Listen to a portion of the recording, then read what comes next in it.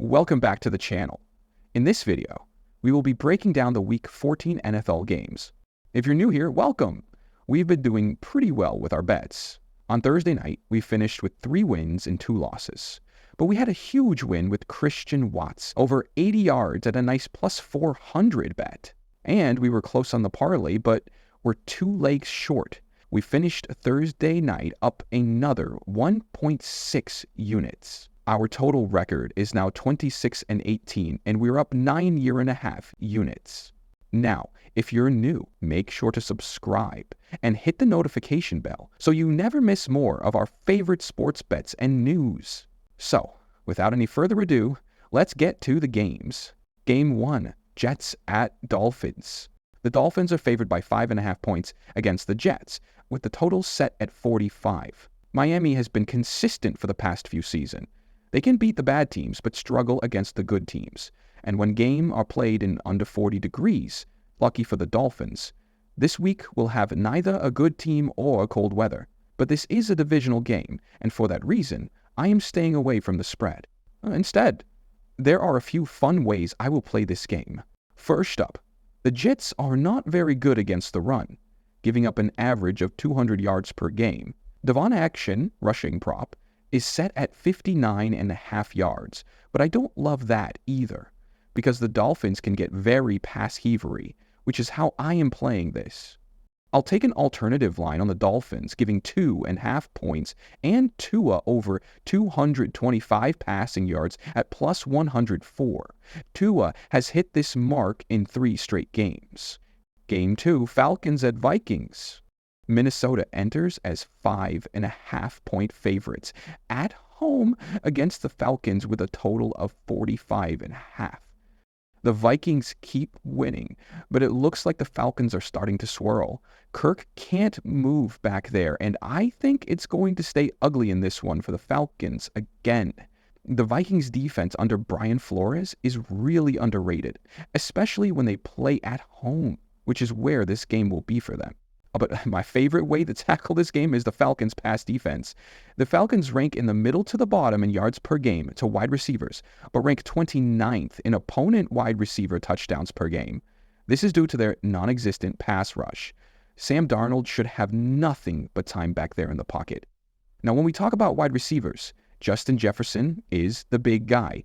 He had 5 touchdowns in just 6 weeks to start the year, but has yet to score since. That is 6 straight games without a touchdown. Simply put, he's due. He has a great matchup, and there really isn't a better opponent. I'll take the Justin Jefferson to score a touchdown at minus 105. I'm also going to take Sam Darnold over 250 passing yards at plus 100. Darnold's standard passing line is set as low as 240 plus 5 yards with standard vig, but I prefer the alternate total of 250 plus at even money. Over the past 7 weeks, he's averaged 263 passing yards per game and currently averages 246 per game over the year. But again, we're going back to the matchup here. The Atlanta Falcons have struggled to contain opposing quarterbacks, getting lit up in 4 of their last 5 games. Bo Nix torched them, Derek Carr torched them, and Baker lit them up twice. Where Darnold runs into issues is when there's heavy pressure, but with Atlanta's pass rush ranking 22nd in passing yards allowed, 27th in pressure rate, and last in sacks, this matchup sets him up for a strong performance. Now, a little long shot that I'll be playing as well is Sam Darnold 3+ passing touchdowns at plus 320. And we listed out all the reason above as to why I also like this play. Game 3, Saints at Giants. The Saints are 5-point road favorites against the Giants with a low total of 40.5. This suggests a defensive battle. I will tell you one thing. This is a game I will not be watching. Whenever I bet the Saints, I get burned, and the wheels are off for the Giants. But one way I am going to tackle this game is the New York Giants rush defense. They are ranked 31st in rushing yards a game, giving up on average 118 yards a game and 31st with an average of over 5 yards a carry. Last week, we saw Rico Dowdle rush 22 times for 112 yards and a touchdown. Chuba Hubbard ran for 153 yards on 28 touches, averaging 5.4 yards a carry. And this has been going on all year for the Giants. They are prone to giving up big runs and sometimes multiple times a game. Barkley ran for 176 yards, and the Saints also have a really good back in Alvin Kamara. Kamara can easily have a huge game here. Taysom Hill is also out for the year, which only increases Alvin's potential workload. On average, Taysom was getting 6 handoffs and was stealing a lot of the goal line work. Last week, Alvin rushed for 112 yards on 23 rushes, so the Saints have shown they are comfortable giving him plenty of touches. So, how I am looking at this game is Alvin Kamara over 77.5 rushing yards at minus 110. I also love Kamara anytime touchdown, but we are laying some juice for it at minus 150. Game 4, Panthers at Eagles. The Eagles are heavy favorites, giving 13 points to the Panthers with a total at 46. Philadelphia has been dominant, but can they cover such a big spread? The Eagles looked real good last week against the Ravens, so I'm wondering if there may be a slow start and a letdown spot coming into this game. The Panthers have also looked really good the past few weeks, and even though they lost, the Chiefs needed a walk-off field goal, and the Bucs needed a walk. If this game was in Carolina, I would be looking at the Panthers' money line for a nice little Hail Mary, but what this game comes down to is the Panthers' inability to stop the run. We just talked about the Giants in the last game and how bad they are versus the run, and the only team worse than them against the run is, you guessed it, the Panthers. The Panthers give up an average of 137 yards a game, worst in the NFL. They have given up 15 rushing touchdowns, also the most, and give up an average of 489 yards a carry. Even teams that are not considered run-heavy are touching them on the ground, like the Bengals and Chase Brown, who rushed 15 times for 80 yards and 2 touchdowns. The Falcons, another pass-heavy team, ran for 200 yards with Bijan Robinson going for 95 yards on 15 carries, and Tyler Algier going for 105 yards on 18 rushes. Tyrone Tracy rushed for 103 yards on 18 carries. And last week, the Bucs ran for 228 yards. Bucky Irving ran for 152 yards on 25 rushed, while Rashatia Letcher ran for 76 yards on 11 attempts. And these are 6+ yards a carry on average. And then you factor in the fact that the Eagles have the best back in the game right now, have no problem giving him 25 rushes a game, and have really found their identity as a run-heavy team. Lastly, the Eagles are well aware that Saquon is on pace to break Eric Dickerson's single-season rushing record of 2,105 yards. To break Dickerson's record, Barkley needs to average 100.2 rushing yards per game to reach 2,121 rushing yards. Currently, he is averaging 124 yards a game. Now, Saquon's prop is set to a whopping 111.5 yards.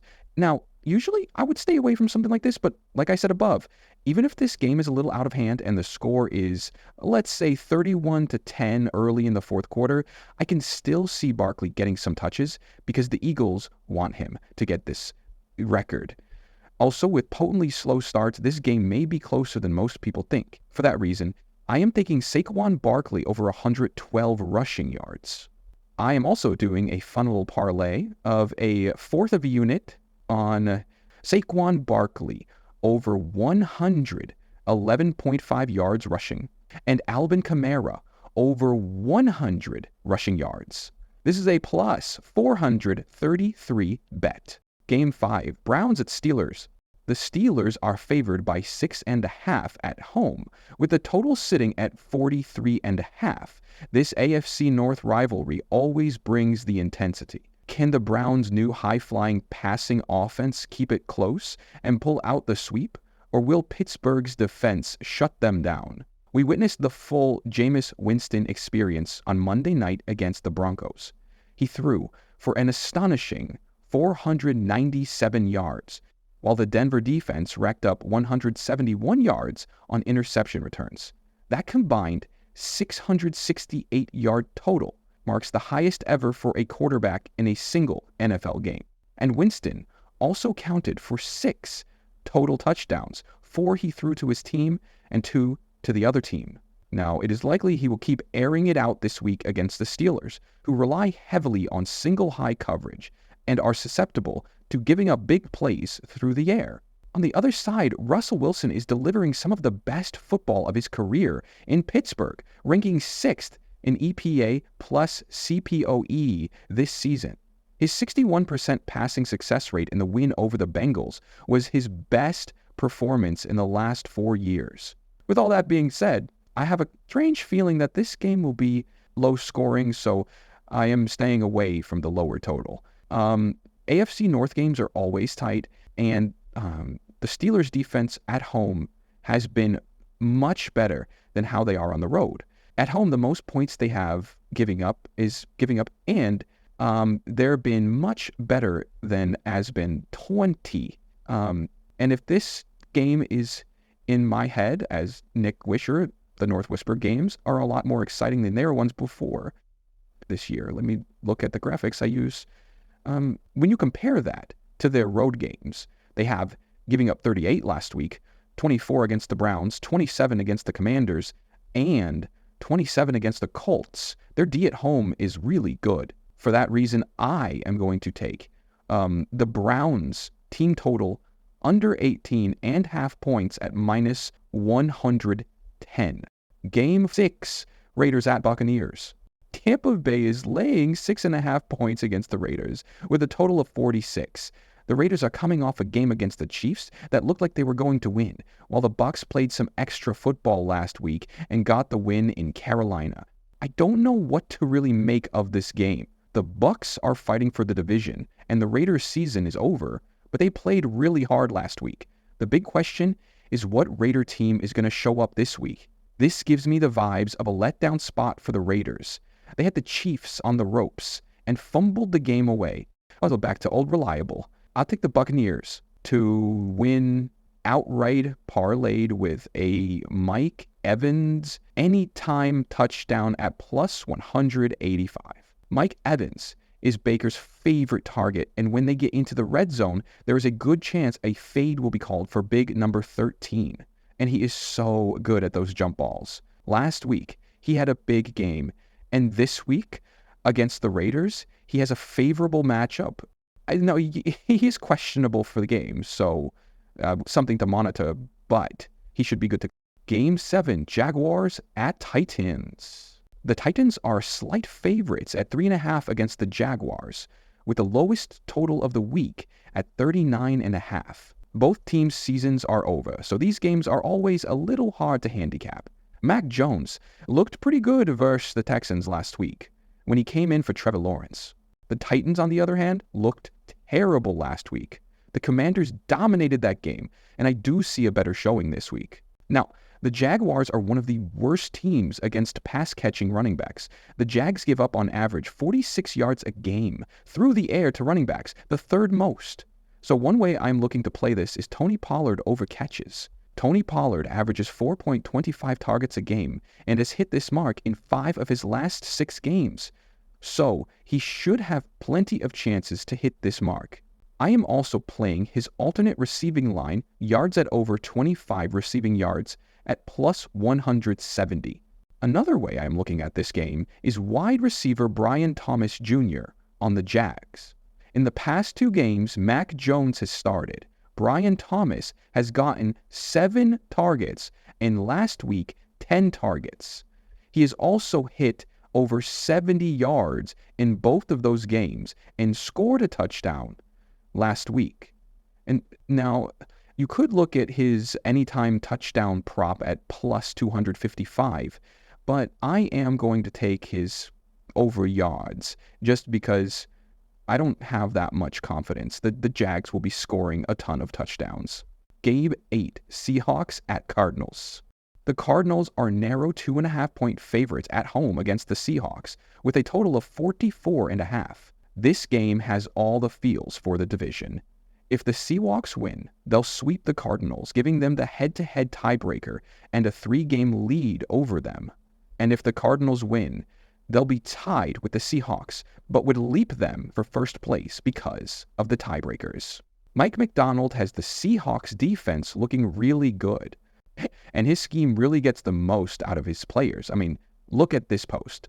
Mike left the Ravens for a head coaching job with the Seahawks, and both Julian Love and Kobe Bryant are experiencing career years, according to PFF. The two safeties that left his system are having the worst years of the career, Guerendo and rank last. Now, as for my pick, this game is really hard to handicap. It feels like the Cardinals are in must-win territory, but are they really that good? I don't know. Last time we got burned on James Conner, who had a dismal 8 yards, and the Cardinals looked like straight-up crap. To be honest, I would probably stay away from this game. This is a game I want to watch and enjoy and not sweat out a bet. So, I will pass on this game, and it should be a good one. Game 9, Bills at Rams. Buffalo is favored by 3.5 on the road against the Rams, with the highest total of the Sunday games at 49. This could be a shootout, with both offenses ready to light up the scoreboard.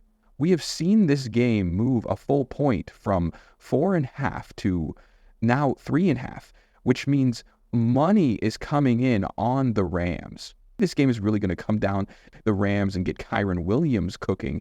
The Bills are susceptible against the run, and Cryan runs hard. We have already seen him have some really big games this year, including last week when he went for 104 yards on just 15 carries. And on the Bills side, they have been a little below average against the run. If they can run the ball, I think they have a really good shot at winning this game. But where the Bills really struggle is against pass-catching running backs. They rank 30 worst in yards at 47.42. and last in catches a game to running backs with 6 per game. Kyren Williams isn't CMC back there, but he can't definitely catch some passes, like he did against the Dolphins when he caught 5 catches for 20 yards. Now last year, it was right around this time when the Rams went on a big run, winning 7 of their last 8 games. Now, on the Bills side, they have been the hottest team in the AFC, and they're coming off back-to-back big wins against the Chiefs and 49ers. And next week, they have arguably the game of the year, the Lions in Detroit. So this is a weird spot where the Bills could be looking ahead. For that reason, I can't confidently bet them to cover, or win, for that matter. So now, the way I am playing this game is 2 ways. First, Josh Allen over 2,600.5 rushing yards. 4 of Allen's 6 highest rushing performances this season have come against teams ranked in the top half of the league for pressure rate, including the Los Angeles Rams, who currently sit 9th in that category. Additionally, the Rams have struggled against mobile quarterbacks this season, having faced 5 of the top 11 QB rushing leaders. 4 of those quarterbacks surpassed 27 rushing yards, with 3 of them exceeding 39 yards. Another way I am playing this is the man we talked about above, Kyren Williams. I think the Rams are able to get a really productive game from him, so I am playing his over rushing and receiving yards, which is 69 half yards. He has hit this in his last 3 games.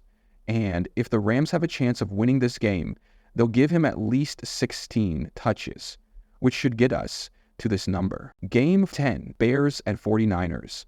San Francisco was a 4-point favorite against Chicago with a total of 44. We got another team that is really bad against the run in the Bears, who are coming off a terrible coaching performance on Thanksgiving Day. Now, usually after a team fires their coach, the team comes out and plays hard. We saw it with the Saints, but I don't think we see it with the Bears. And here are some interesting stats. The Bears struggle against the run, but it gets even worse when they play road games. So, These are all the following stats when they play on the road against opponents running Abacats. Last week, the Bears allowed the two-headed monster in Montgomery and Gibbs to rush for over 80 yards each. When they played against the Cardinals, which was their last road game before last week on November 3rd, James Conner rushed for 107 yards on just 18 carries, which is a 5.9 average per carry. The week before that, the Commanders had 3 players rush for over 50 yards against them. Jonathan Taylor rushed for 110 yards. Simply put, this rush defense is not good, and in road games they are known for giving up 100-plus yards. I think we see a big game from the 49ers this week, who surprisingly are still in the hunt to win their division. Now, I don't think that will happen, but I like them in this spot. Losing CMC is bad, and this team is totally different with him on the field. But Isaac Guerendo should be able to get a lot of yards via the Bears. Jordan Mason is also headed to the IR, which is one way I'll play this. Isaac Guerendo is going to be the main back, and I think this is his coming out party. He has shown he can break a huge run like he did against the Seahawks and in the game against Dolls. And in the game against Dolls, he got some opportunities and ran for 85 yards on just 14 rushes. I'll take Isaac Guerendo anytime touchdown at plus 110. I'll take Isaac Guerendo over 65.5 yards on FanDuel at minus 114, as well as over 90 rushing at plus 230. Game 11, Chargers at Chiefs. Kansas City is favored by 4 points at home with a total of 43. I really like the Chiefs in this spot. The Chargers losing J.K. Dobbins is a huge loss, and a team that wants to run the ball, losing their best weapon, I think will show how much it hurts this week. I'll take the Chiefs minus the 4 points. The Bengals are 5.5-point favorites against the Cowboys in Dallas for Monday Night Football, with the total at 49.5. The Bengals have put up 38, 27, and 34 points in its last 3 games, all losses, against strong defensive teams like Pittsburgh, Los Angeles, and Baltimore. Despite these efforts, their opponents outscored them, pushing the Bengals over/under record to 9-3. Now, they head to Jerry's World to face a struggling Dallas Cowboys defense that recently allowed 20 points to the Giants and a third-string quarterback. The Cowboys have surrendered an average of 31 points per game since Week 6, resulting in a 5-2 record to the over during that span. However, the Cowboys have found momentum offensively, scoring 27 and 34 points in their last 2 games, with backup QB Cooper Rush settling in. For all those reasons, it's hard not to take the over in this game. Another way I'll be playing this is with a lot of overplayer props.